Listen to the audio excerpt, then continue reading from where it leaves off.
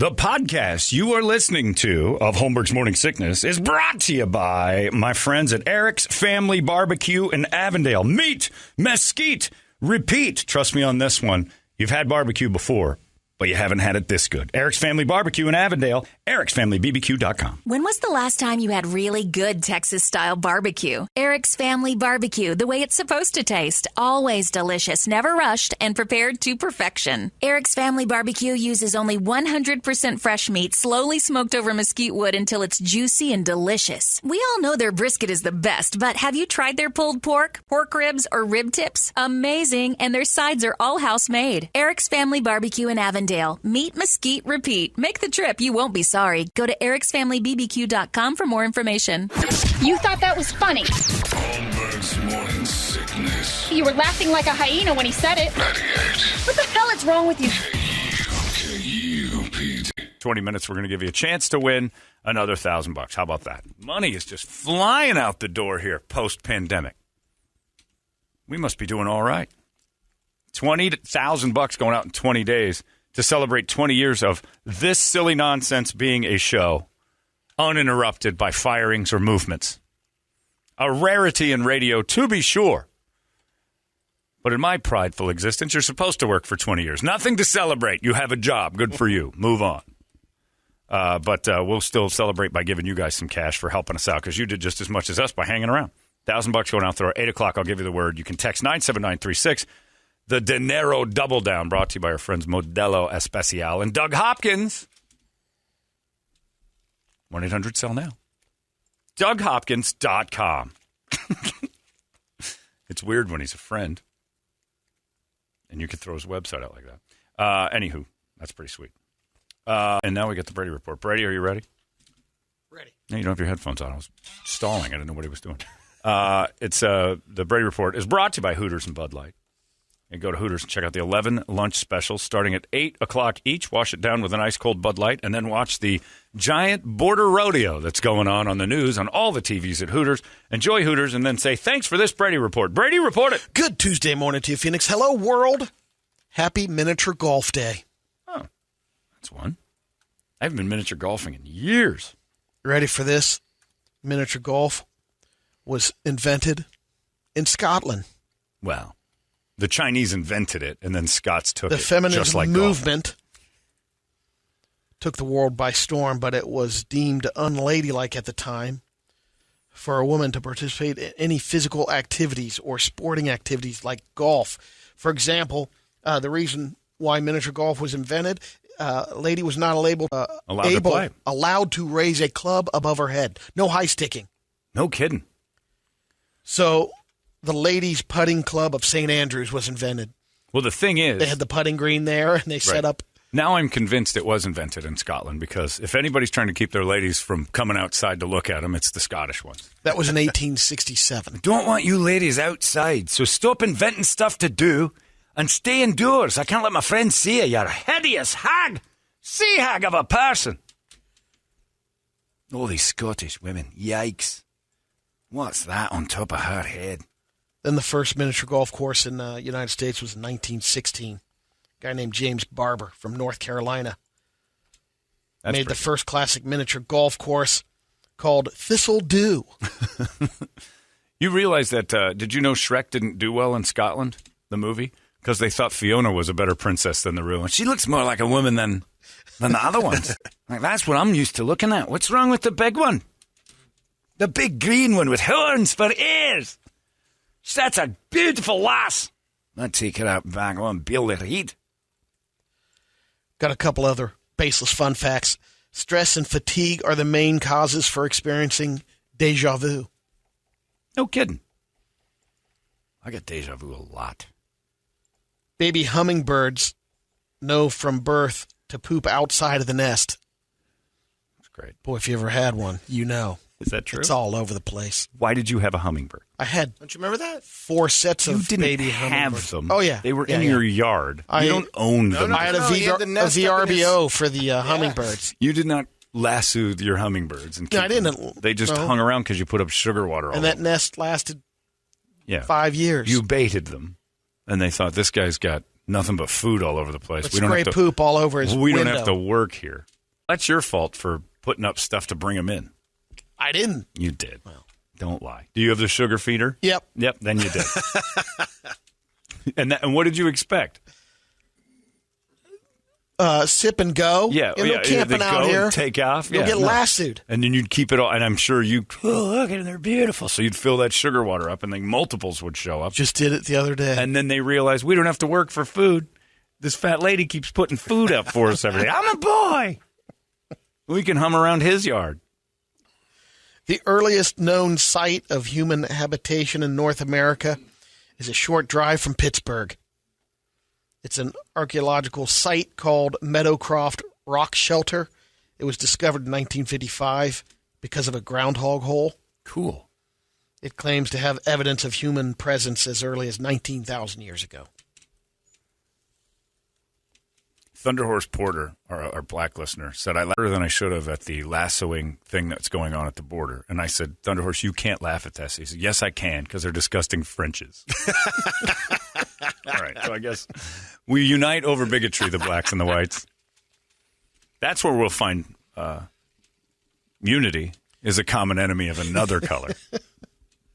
We were black, white, Mexican, yellow, green, didn't matter. When Al-Qaeda was the enemy for a few weeks, back in 2001, there was no racial strife in this country. We all had a common enemy. The Russians, common enemy. That's what we need again. In a new survey of millionaires, 67% of them said they're worried about leaving too much money to their kids. They don't want them blowing the money. So they also found out a third of the millionaires plan to leave at least half of their assets to their kids. And I paraphrased. usually a third to a charity or an endowment of some sort. Yeah, don't let your deadbeat kids have all of it. You ready for this? The wealthiest 1% of Americans receive inheritance worth an average of $719,000. Right. They have money. While the bottom 50% get an average of $9,700. Boo. I thought it would be higher than that. You thought the 1%ers like a would millionaire. get more? Yeah. You can't class war what your parents give you when they die. I know. It's not fair. Get your hands and eyes out of my pockets because you didn't make it work out.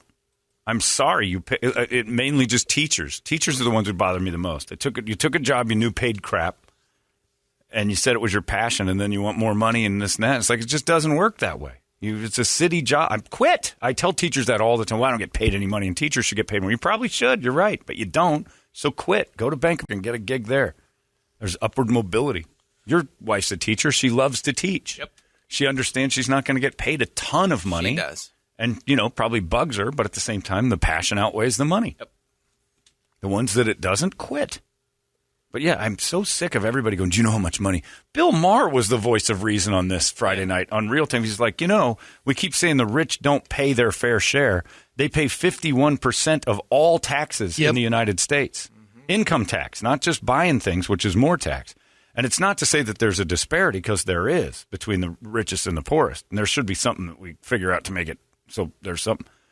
But to say that they don't pay anything is not right. Yeah, it's unfair to say use the pay sales more. tax, though. Yeah. They pay more in They need sales to pay tax more. than But even anyone just else. on income tax, 51% of all the taxes paid are by people with money. And the lower end, some of them don't have to pay at all, which is okay. Again, to go back to it, but that's why they put out the thing, and it'll never happen as far as but that flat tax thing. No, it's Based too upon reasonable.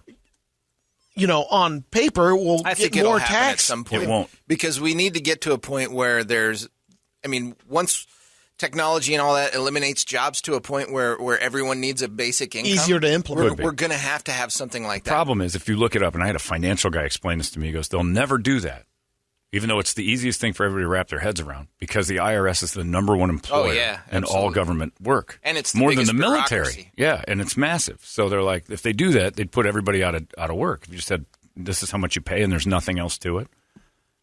It's crazy. So you'd put tons of people out of work if you decided to go with the logical thing, because they built this big monster. But yeah, I mean, we got to stop that. If you're not do with what you have, like what Brady does with the trash cans. He looks at all his neighbors. Theirs aren't in front of theirs. So what? So you've got an individual issue. Don't worry about everybody else. Fix your own thing. That guy makes too much money. Why? Says who? Maybe he is a crook. Who knows? Let's get to the important stuff. Uproxx just ranked the best chicken nuggets. I watched this on Dr. Oz. Top 5. All right. They had like Levert. It looked like, I thought Levert was on Dr. Oz. band, Levert? And I'm like, oh, Levert's on Dr. Oz. This would be interesting. And it was just two guys telling you the best chicken nuggets in the world. And they went like and ate all of them. And the one guy was losing his mind. Every time he'd take a bite, it was like somebody fed him gold. This is in America. Well, this is America. It's Dr. Oz. I thought you said in the world. The best Dr. Oz. chicken. Well, I just said the word world. Okay. Number 5, KFC popcorn nuggets. Number 4, Shake Shack chicken bites. Those are good. Number 3, McDonald's chicken nugs. They're Can't go the wrong. classics. They're the OGs. It is what it is. Number 2, Wendy's spicy nugs. Those Chick-fil-A. are good. And number 1, Chick-fil-A Chick-fil-A. has to be. Chick takes time to actually do batter. The Dutch are the world's tallest people. But this recent report that just came out, Dutch men born in the year 2000 are about a half inch shorter than those born in 1980. The women, a little more, about a little over a half inch. The reason why? So right now the average Dutch man is 6 foot tall. Women are 5'9" or 5'7". Sorry. The average is your height for a lady over there in the Dutch. Comparison to the U.S., average man's 5'9", average woman is 5'4". Spinners. Reason why the Dutch are shrinking? Coffee. Too many people crossing the borders. No, there's they're known for keeping their race. Oh, they're mixing. People, yeah. There's a lot of they're mixture starting to bring going in on. some filth. Yep. Filthy outsiders. They kept it. What happened? Glorious 6.5 foot people. You start mixing in with those French. Blah. Next thing you know, you got a bunch of Dutch trolls running around. Little gnomes. Last Friday in outside of Columbus, Ohio. OH! I think it's also because they're very healthy. All they do is ride bikes over there. Not Ohio. Grove City High School was playing Central Crossing High School football game last Friday. Grove City lost 19-14. There was a controversial penalty called at the end of the game. After the game, Keith Dalton and his crew of referees were stuck in the locker room.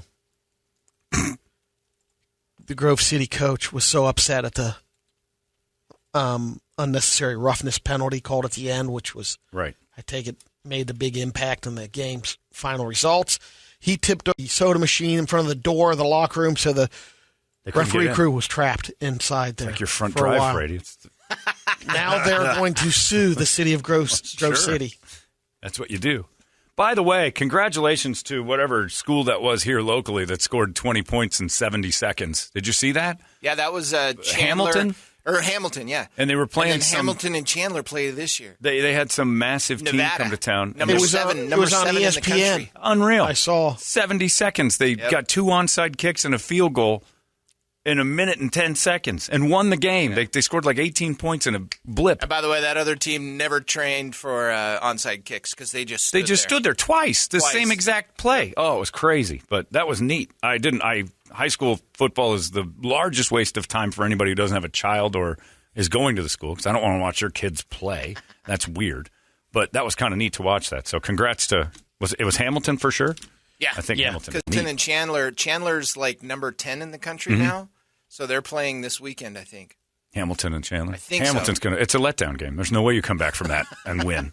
Right. You're going to get killed this weekend. Hamilton, start your second string. Don't even put these kids at risk. How does that work though? Because aren't they in the the league in the high school? Don't they have to play local teams? Shut the up, Toledo. Oh, sorry, Zellner. Coach Clark's talking. Coach Clark's in the room. Derek Zellner scored 18 points in 18 seconds when we called him a point a second man for a little while. That guy. He did not. Shoot. You don't know. You weren't around. Won a national championship. And by the way, Mountain View was the team we played to win that national championship. I call it national because my nation is Arizona.